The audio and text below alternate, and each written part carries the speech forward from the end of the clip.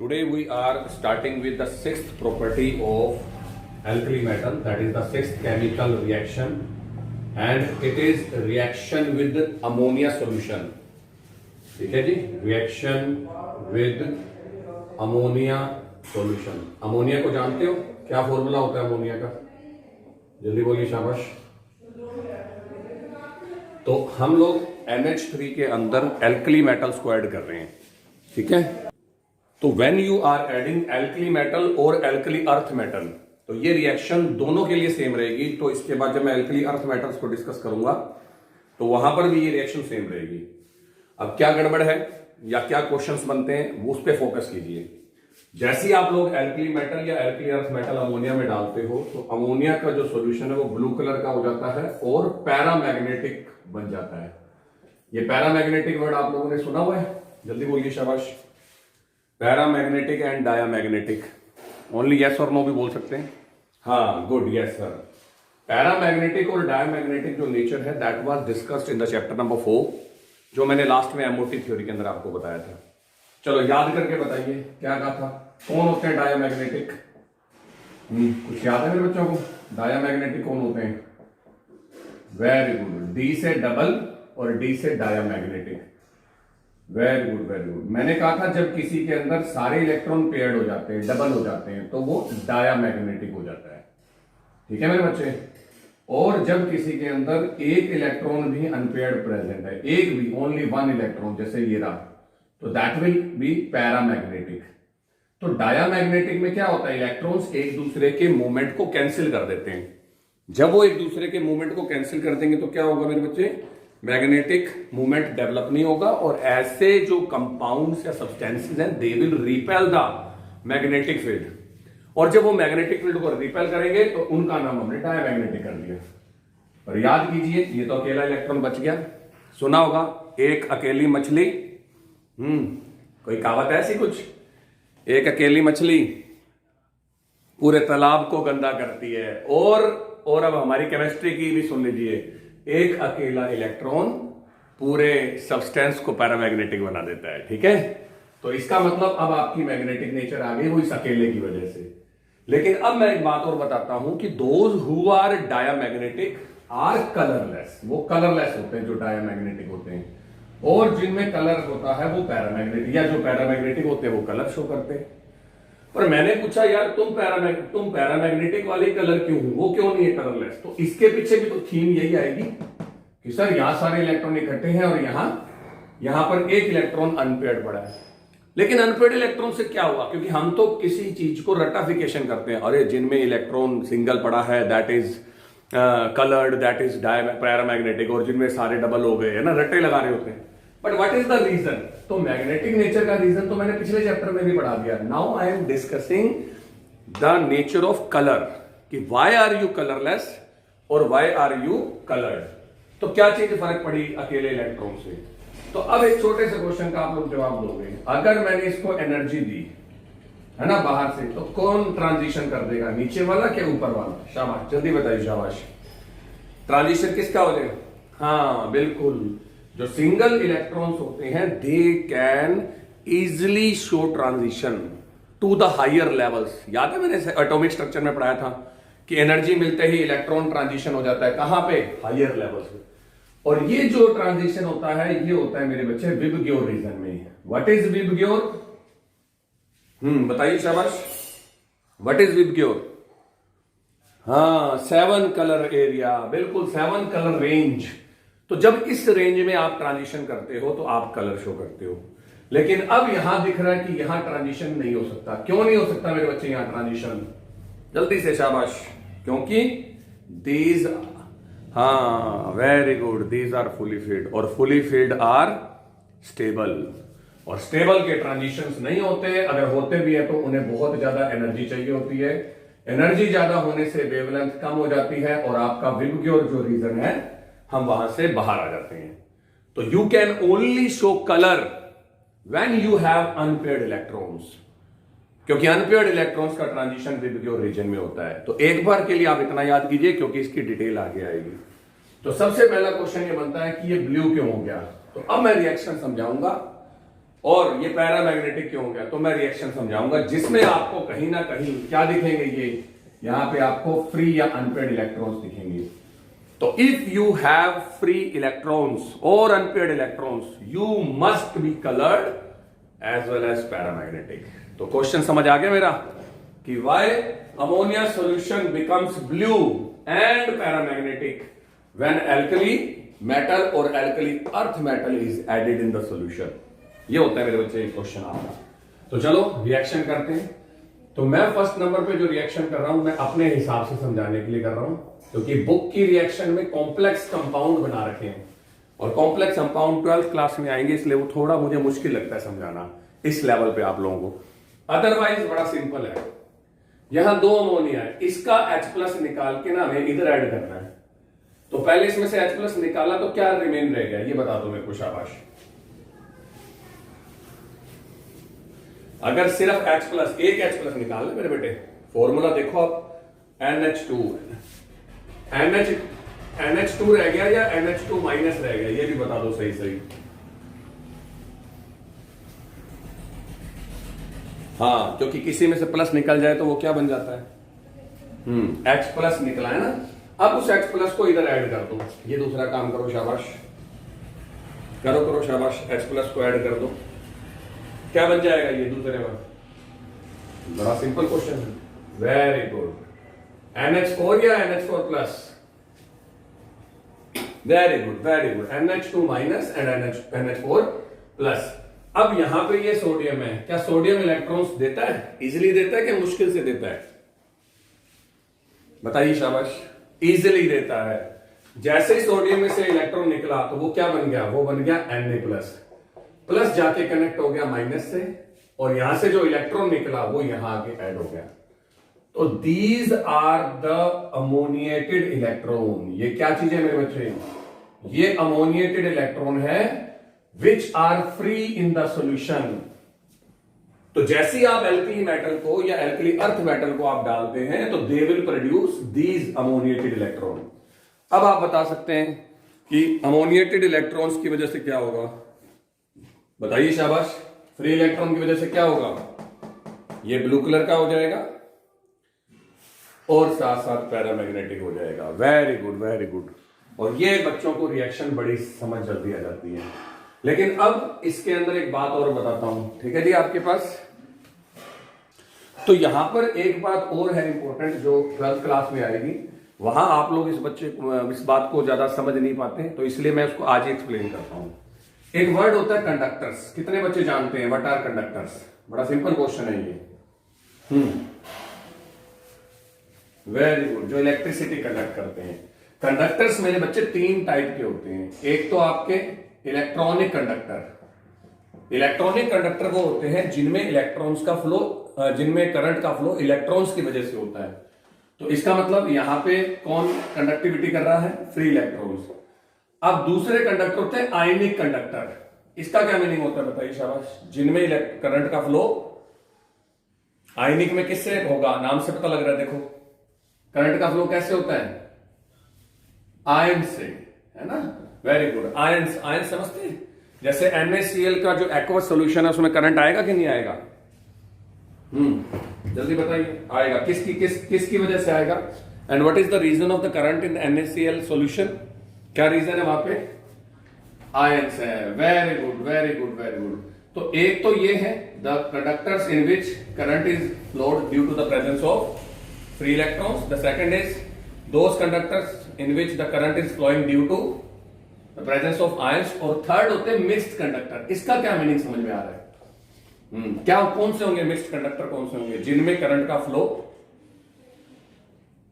Idea लगा लो mixed का मतलब क्या होता है, बड़ा सिंपल वर्ड है। तो जिनमें करंट का फ्लो इलेक्ट्रॉन प्लस आयंस दोनों की तरफ से होता है। तो ये जो मिक्स्ड कंडक्टर है ये बच्चों को अगले साल जाकर समझ नहीं आते, पर क्या पता लग गया, जल्दी बोलिए शाबाश। किसकी वजह से करंट का फ्लो हो रहा है, electrons as well as ions, है ना। अब यहां पे क्या आयंस दिख रहे हैं और क्या इलेक्ट्रॉन्स दिख रहे हैं, जल्दी बताइए शाबाश। गुड, बिल्कुल, है ना। और ये बेटा एग्जांपल है मिक्स्ड कंडक्टर का। The solution of ammonia with alkali metal और alkali earth metal is a good example of mixed conductor. तो इस बात को एक्स्ट्रा बताना था जो मैंने अभी आपको बताई। अब लेकिन बुक के अंदर ये कैसे लिखा हुआ है उसको देख के बताता हूं जी। अगर कल को कोई बच्चा पूछ ले कि बुक में रिएक्शन कैसे लिखी हुई है, तो चाहे आप ये वाली लिख दो चाहे बुक वाली लिख दो, आई एम हैप्पी। ठीक है, तो now the reaction of book is M plus X plus YNH3। ये देखो कोई बच्चा मेरे से पूछ रहा था कि सर आपने अलग अलग, क्योंकि ये देखो बुक ने इकट्ठे लिख रखे हैं। अब ये जो X प्लस Y यहां पे लिखा हुआ है, इसका मीनिंग है कि 1 mole of NH3 1 mole of NH3, क्योंकि Na कितने इलेक्ट्रॉन दे रहा है, ओनली 1। पर अगर यहां कैल्शियम होता तो क्या फर्क पड़ जाता, कैल्शियम कितने इलेक्ट्रॉन देता, आइडिया लगाओ, 2 देता। Very good very good. तो इतना सा फर्क है। तो पहले नंबर पे मेरे बच्चे ये चीज बनती है NH3X और बाहर positive. If calcium is there then it will become +2। इतना सा फर्क आएगा। और साथ में आपके पास क्या चीज बन गई, साथ में आपके पास बच गया प्लस, और अमोनिएटेड इलेक्ट्रॉन को आपने ऐसे दिखाना है NH3Y और ऊपर नेगेटिव, है ना। तो ये टोटल मिला करके मेरे बच्चे NH3Y and X are the number of NH3 used. तो ये रिएक्शन चाहे आप ऐसे लिख दीजिए और या जैसे मैंने लिखा हुआ वैसे लिख दीजिए। तो this is the last chemical reaction of alkali metal. Now we will discuss about uses. तो एक एक यूज सब बच्चों को पता होना चाहिए। लिथियम का सबसे बेस्ट यूज है एलॉय फॉर्मेशन में। एलॉयज समझते क्या होते हैं, what are alloys? Alloys are the mixture of different metals.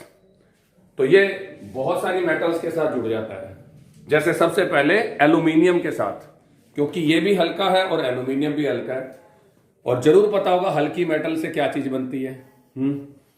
जल्दी बोलिए, हल्की मेटल से कुछ बनता है क्या? अगर मैं हवाई जहाज लोहे का बना दूं तो क्या होने वाला है?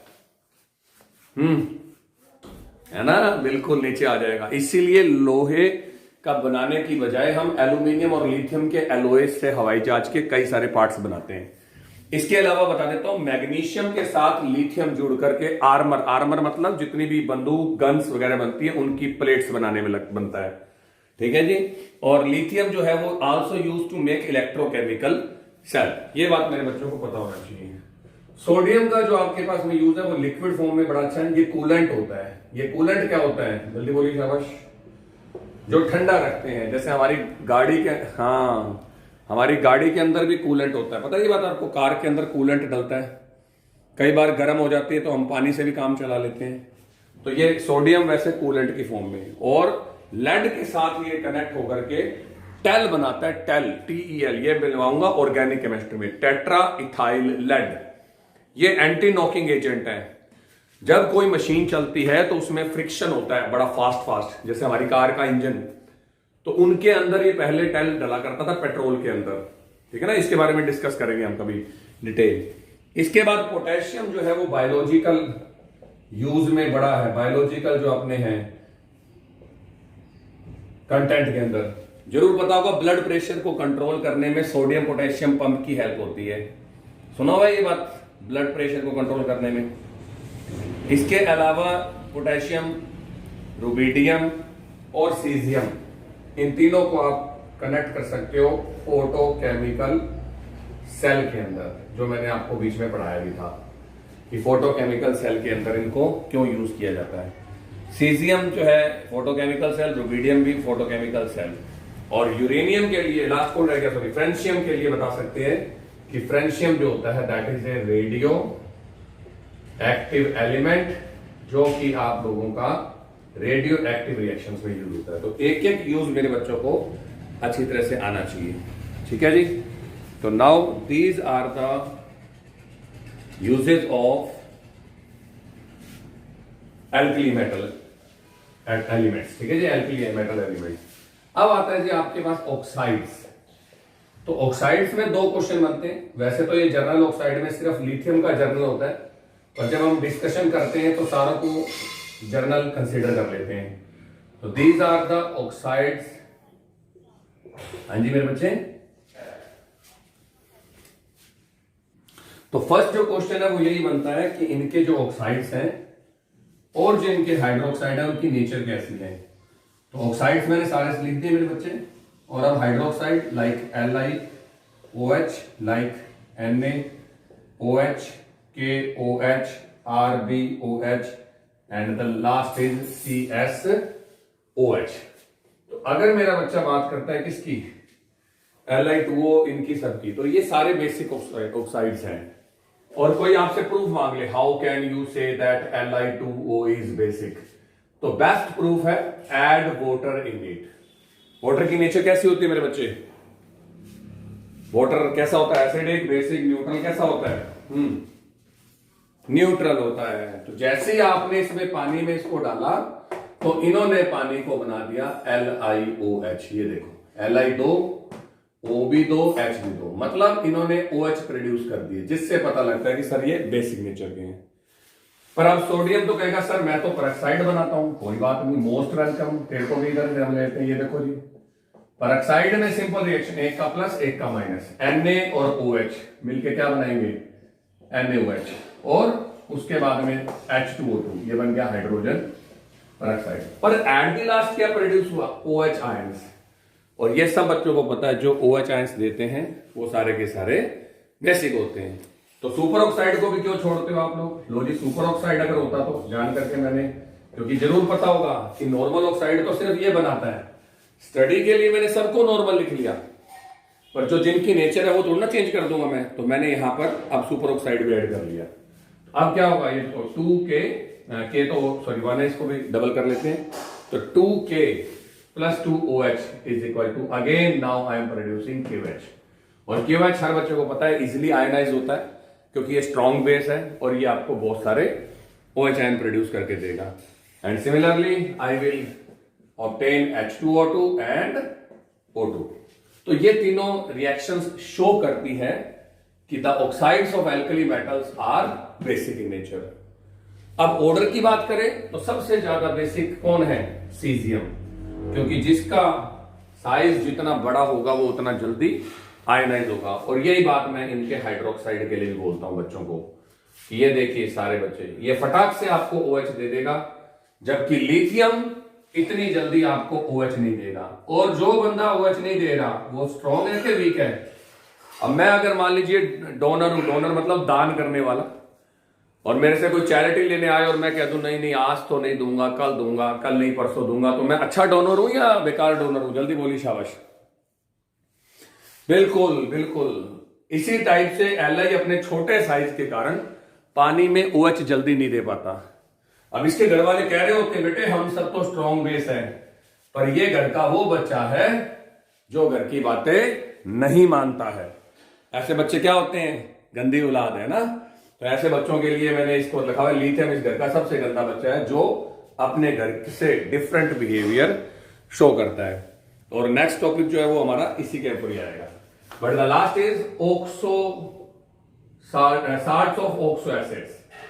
अब साल्ट्स ऑफ ऑक्सो एसिड, तो उसके लिए मेरे बच्चों को सबसे पहले नॉलेज होनी चाहिए कि सर ये ऑक्सो एसिड्स होते क्या है ना। तो ऑक्सो एसिड्स होते हैं लाइक H2SO4, लाइक H2CO3 और लाइक HNO3।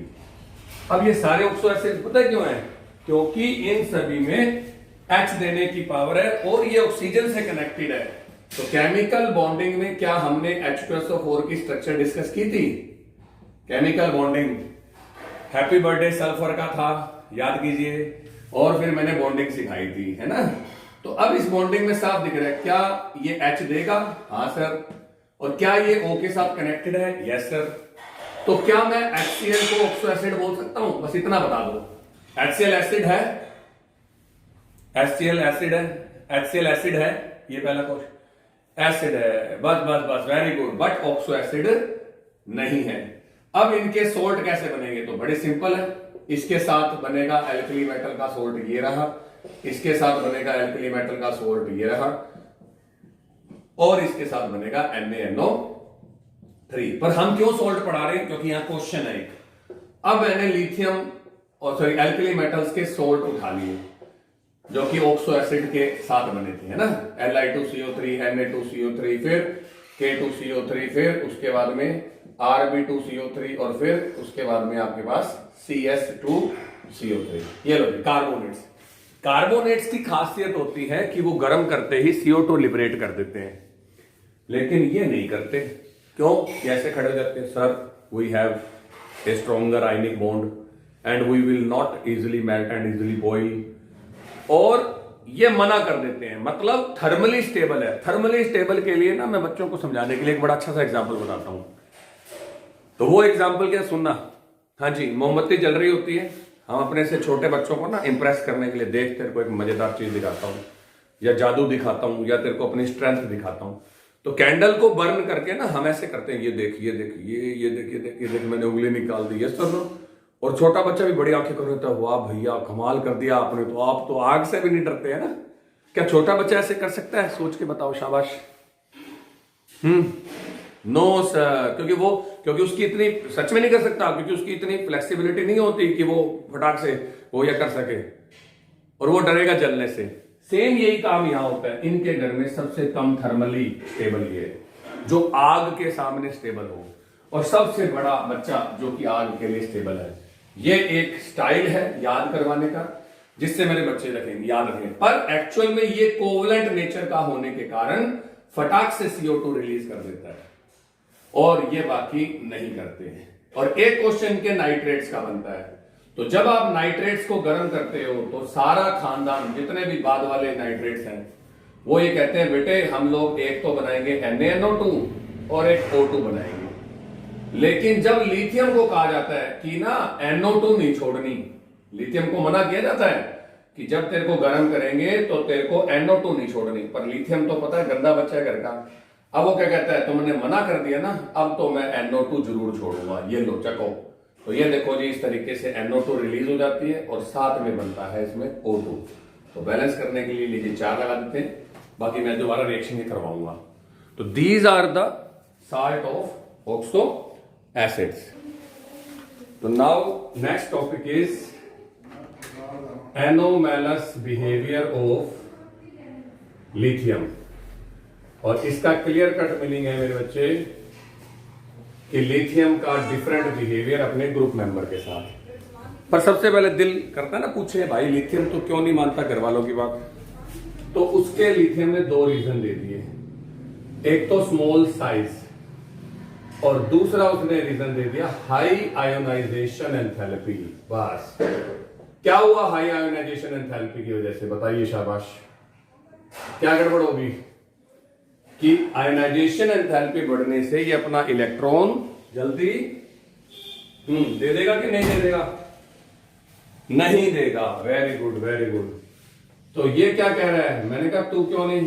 कहता सर ये नीचे वाले जो बूढ़े लोग हैं ना, ये मेरी भावनाएं नहीं समझ सकते, है ना। ये मेरा पापा, ये मेरा दादा, ये मेरा परदादा, ये मेरा लकड़ दादा, ये मेरा लोहा दादा, ये सारे तो मुंह चक चक के फटाफट इलेक्ट्रॉन दे देते हैं, और मैं अपने छोटे साइज के कारण और हाई आयोनाइजेशन एंथैल्पी के कारण इलेक्ट्रॉन्स नहीं लूज कर पाता। इसीलिए मेरे सारे कंपाउंड्स आयनिक नेचर के होने की बजाय कैसे हो गए? कोवलेंट नेचर के हो गए, और मेरी सारी प्रॉपर्टीज डिफर हो गई। अब चेक करते हैं कौन कौन सी प्रॉपर्टीज डिफर है। तो सबसे पहले लिथियम इज हार्ड। सोडियम के बारे में एक बात सुनी हुई है 10th क्लास में, it can be cut by knife. बताइए शाबाश। बिल्कुल, क्योंकि वो मेटालिक बॉन्डिंग में इजीली शेयर करता है, साइज भी बड़ा है। छोटे साइज के कारण लिथियम हार्ड हो गया। अब जो हार्ड है उसका मेल्टिंग पॉइंट और बॉइलिंग पॉइंट क्या होगा? जल्दी बोलिए शाबाश। ज्यादा होगा। तो ये जल्दी से नहीं पिघलता, जबकि सोडियम तो आग के पास आते ही बिल्कुल मेल्ट हो जाता है, बिल्कुल वैक्स की तरह, मैंने बताया भी था। 3rd नंबर पे इसके जो जनरली कंपाउंड है वो कोवलेंट है। अगर वो कोवलेंट है तो वो पानी में घुलेंगे कि नहीं घुलेंगे? जल्दी बोलिए शाबाश। पानी में सोल्यूबल होंगे कि नहीं होंगे जो कोवलेंट है? तो वे बेचारा कोवलेंट कंपाउंड बनाता है, जैसे लिथियम के क्लोराइड और लिथियम के फ्लोराइड, और वो पानी में बहुत कम घुलते हैं। फिर इसके बाद में लिथियम के क्लोराइड डेलिक्विसेंट होते हैं और वो वाटर के साथ हाइड्रेटेड फॉर्म के अंदर जुड़ जाते हैं। बाकी इनके घर में किसी के भी क्लोराइड्स जो है वो .2H2S टाइप से कोई बॉन्डिंग नहीं करते। फिर लिथियम का जो हाइड्रोक्साइड है, इनके घर में सारे स्ट्रॉन्ग बेस पर लिथियम क्या कह रहा है, no I am not a strong base, I am a weak base. फिर लिथियम को हमने कहा बेटे नॉर्मल ऑक्साइड नहीं बनाना, या तो परऑक्साइड बनाना है या फिर क्या बनाना है, सुपर ऑक्साइड बनाना है। लिथियम कहता नहीं सर, मैं तो क्या बनाऊंगा, मैं तो नॉर्मल ऑक्साइड बनाऊंगा। तो इस टाइप से हमने लिथियम से बहुत सारी बातें करी जो लिथियम ने हमारी बातें नहीं मानी। फिर 8th नंबर पे लिथियम से हमने कहा नाइट्रोजन से रिएक्शन नहीं करनी। लिथियम कहता अब तो जरूर करूंगा। तो बाकी एल्कली मेटल्स जो है वो रिएक्शन नहीं करते हैं और लिथियम बड़े भाग के रिएक्शन करता है। फिर हमने लिथियम के कार्बोनेट को कहा कि गर्म करने पर CO2 नहीं छोड़नी। लिथियम जरा सी आग देते ही लिथियम का कार्बोनेट क्या रिलीज कर देता है, टूट जाता है। मतलब लिथियम का जो कार्बोनेट है वो थर्मली अनस्टेबल है। फिर हमने लिथियम के नाइट्रेट को मना किया कि कुछ भी हो जाए NO2 नहीं देनी, लेकिन लिथियम का नाइट्रेट गर्म करते ही सबसे पहले ऑक्साइड बनाता है और फिर NO2 को रिलीज करता है। अब सोच के बताइए मेरे बच्चे, इसने NO2 क्यों दी और सोडियम ने क्यों नहीं दी? क्योंकि अगर NO2 छोड़नी है तो नॉर्मल ऑक्साइड बनाना पड़ेगा, लेकिन सोडियम तो क्या बनाता है, जल्दी बोलिए, सोडियम क्या बनाता है, नॉर्मल ऑक्साइड या परऑक्साइड? हाँ, तो बाकी जो मेंबर्स हैं ग्रुप के, they are not interesting in releasing oxygen. क्यों? वो इंटरेस्टेड क्यों नहीं है? सॉरी, NO2, वो NO2 रिलीज करने में इसलिए इंटरेस्टेड नहीं है क्योंकि if I am releasing NO2 then I have to convert it into Li2, तो मुझे Li2 में बदलना पड़ेगा। जबकि सोडियम कहता ना, मैं तो परऑक्साइड में बदलूंगा, इसीलिए वो मेरे बच्चे NO2 छोड़ते नहीं। और ये लिथियम बड़े फटाफट जो है वो आप लोगों का NO2 छोड़ देता है। ठीक है जी, तो these are the main 10 different properties of lithium. और लास्ट आता है कि इसका डायगोनल रिलेशनशिप विद मैग्नीशियम। ये पहले तो बताइए ये डायगोनल क्या होता है, कितने बच्चों को पता है? आप तो मैथ वाले हैं, शाबाश। हाँ बिल्कुल बिल्कुल, डायगोनल का मीनिंग होता है the line which is joining two corner of A square, है ना। अब आज लिथियम ये बैठा है, लिथियम का जस्ट पड़ोसी है Be और Be के नीचे है Mg। अगर मैं Mg के साथ इसकी कनेक्टिविटी करता हूं तो ये देखो डायगोनल जैसी आती है। तो आज लिथियम की अपने घर वालों से तो नहीं बनती, पर हमने जब पीछे जाके देखा किससे बनती है ना, तो तेरे जैसा यार कहां, है ना। ये किसको गाना गा रहा है? Mg को। और वैसे भी हमारी भी जो कनेक्टिविटी है ना ज्यादा, या हमारे को जो बातें ज्यादा समझ होती है या हमारी जो बातें मैच करती है, वो किसके साथ करती है? हमारे ग्रुप के बच्चों के साथ, या नर्सरी के बच्चों के साथ, या हमारे से बड़े बच्चों के साथ, या हमारे दादाजी के साथ। हाँ जी, किसके साथ मैच करती है? हमारे साथ वालों के साथ। और उसका रिलेशनशिप है द वैल्यू ऑफ 5 होता है मेरे बच्चे चार्ज अपॉन रेडियस का रेशो, और ये बिल्कुल सेम है इन दोनों का। मतलब जैसी मेरी थिंकिंग है ना, कि फोन कैसा होना चाहिए, वो छोटा नोकिया वाला जिसमें सिर्फ बटन दबा के हेलो करना होता है, ऐसा होना चाहिए क्या फोन? नहीं, कैसे, है ना, स्मार्टफोन होना चाहिए, 5G होना चाहिए, आईफोन होना चाहिए ना। अभी मैं पूछूं आईफोन कितनों को चाहिए तो सारों के हाथ हो जाएंगे एक साथ। तो आपकी इसलिए मेंटलिटी मिलती है क्योंकि आपका चार्ज अपॉन रेडियस का रेशो सेम है, या आपकी सारी जो है ना रूटीन्स वो सेम है। तो ये आपको इसके लिए याद करना है, ये मैंने रीजन बताया। अब कौन कौन सी प्रॉपर्टी है जो सेम है, तो बस फिर इधर देख लो, जो नहीं इधर सेम है वो इधर सेम है। मैंने पूछा लिथियम तो हार्ड क्यों है, तो जवाब क्या है? सर मैग्नीशियम हार्ड है इसलिए मैं भी हार्ड हूं, है ना। तो lithium and magnesium both are hard. फिर मैंने इससे पूछा तुम्हारे दोनों के मेल्टिंग पॉइंट क्या है, तो जवाब आया melting point and boiling point हम दोनों के ज्यादा है। फिर मैंने कहा तुम्हारे साल्ट पानी में घुलेंगे, तो जवाब आया नहीं सर, इनसॉल्युबल इन वाटर। फिर मैंने कहा तुम ज्यादा आयनिक बनाओगे कोवलेंट, नो सर, हम क्या बनाएंगे? कोवलेंट बनाएंगे। फिर मैंने कहा ये LiCl2H2O ये बीमारी तुझे कहां लगी, तो पता लगा इसके घर में इस टाइप से कोई काम नहीं होता। लेकिन एक दिन इसने Mg के Cl2 को देख लिया और ये बड़ा खुश हुआ, यार मैग्नीशियम तो कमाल है यार, तू तो 6H को कनेक्ट करके बैठा हुआ है, प्लीज मेरे को भी करना है ना। तो देखो इसने भी 2 कर लिया इसकी नकल मार करके। फिर उसके बाद में नेक्स्ट नंबर पे LiOH वीक बेस है, क्योंकि मैग्नीशियम हाइड्रोक्साइड भी वीक बेस है, और इसका नाम जरूर सुना होगा, मिल्क ऑफ मैग्नीशिया। तो जब सर क्वेश्चन डालते हैं ना कि what is milk of magnesia and what is it's use, तो बच्चे लिखते हैं कि magnesia is animal and the use of the this milk is very stronger and body बनती है, ये बनती है। बच्चे मिल्क के साथ यही सोच रहे होते हैं, जबकि ऐसा कुछ नहीं है।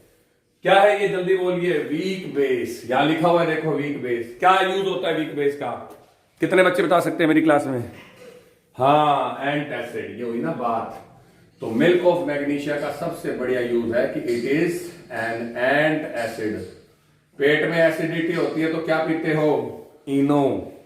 ये राजी इनो तुम्हारे सामने पड़ा हुआ, मैग्नीशियम हाइड्रोक्साइड। फिर उसके बाद में नेक्स्ट प्रॉपर्टी है 7th। मैंने कहा तूने नॉर्मल ऑक्साइड क्यों बनाया, क्योंकि बच्चों ने एक रिएक्शन बचपन से पढ़ी हुई है, Mg+O2 और गिव्स आउट MgO। तो मैग्नीशियम भी डायरेक्ट नॉर्मल ऑक्साइड बनाता है। मैग्नीशियम भी नाइट्रोजन के साथ बड़े खुश होकर रिएक्शन करता है। और ये नकल किसने मारी? ये नकल मारी लिथियम ने। अच्छा, मैग्नीशियम करता है तो मैं भी करूंगा, बैलेंस करने के लिए 3। और फिर मैग्नीशियम का कार्बोनेट भी गर्म करते ही टूट जाता है, MgO और CO2। और मैग्नीशियम का नाइट्रेट भी NO2 रिलीज करता है। तो these are the 10 different properties. पर पेपर में 10 नहीं आएंगी, आपको मैक्सिमम 4 या 5 देगा कोई भी टीचर, मैं भी। तो ये बात मेरे बच्चों को पता होनी चाहिए। तो total overall this is the anomalous behaviour and diagonal relationship of lithium. और आज की क्लास के लिए this is all. Have a nice day, bye bye, happy new year to all of you.